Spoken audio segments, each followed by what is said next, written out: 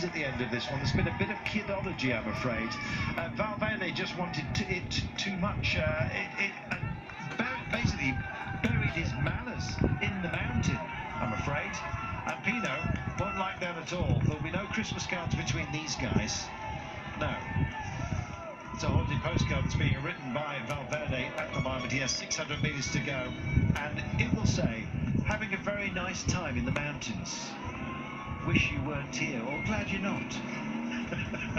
We're glad he's here. Sails round these corners, and this is a man fresh, at peace, and indeed at the very height of his powers, Sean. He's found his form, he's going to find the line, and he's going to find his third victory on this Tour de France. Nobody's going to stop him. No, certainly not going to stop him today as he goes to the line here. Just time to zip up his jersey, and you know, the two chasers not that far off, but just nothing left. Everybody on the limit here, and nibbling. What a performance here in the first Alpine stages, and it looks like, yes, is there anybody going to challenge for this Tour de France from here on out? Well, we've still got a lot of racing to go, but this man has a lot of talent, and he showed much of it today. There are reserves there, and he can dig deep when he needs to. Coming across the line, Micah and Koenig, brave podium finishers today. What might have been, and Koenig slaps the bars as if to say, if we'd worked together we could have had that. To be honest, they and everybody else were worked over by Nibali. Pino comes to the line, and I think this is going to be the last little bit of punishment. It's been a cheeky one between these two, almost spiteful in their attempts at distancing the other. And it's Valverde who comes across the line, and that's going to upset a few out there. You can imagine. He doesn't care. He's lost friends in the past. He can afford to lose a few more. And listen to the roar. This is fantastic. It's about the time gap, Sean. It's about podium places. And I think that Bardet has got himself one.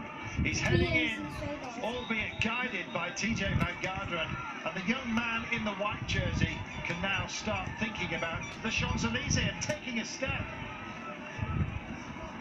Step up, Romain Bardet, leader and class act of the youngsters here. Gives a slap on the backside to TJ Van Garderen. An acknowledgement of the help he got up the climb here. A long old drag. 10 down, the latest to drag himself over the line.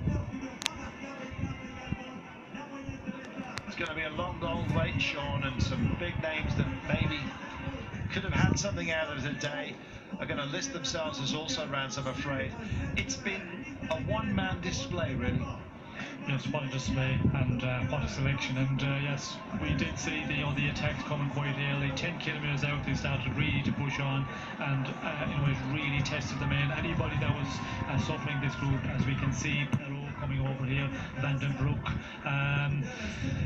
2:10 roughly, so they have lost quite a lot of time, but it's really been a big selection, and not surprising with the conditions we've had, the distance of this climb and the way they tackled it, to come a long way from the finish.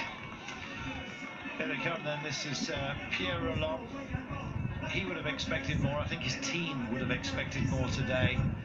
More than that, he's been beaten by other Frenchmen, and that counts for a lot in this part of the world. World champion Rui Costa also here. Michael Rogers, brave soul that he is. And Chris Horner, veteran, 42 years of age, winner of the World Tour of Spain. Just too much today. Sean, we had so much heat and so much punishment with the altitude. Apparently the temperature is going to drop tomorrow, but I'm expecting it to be equally as contested as we've had today.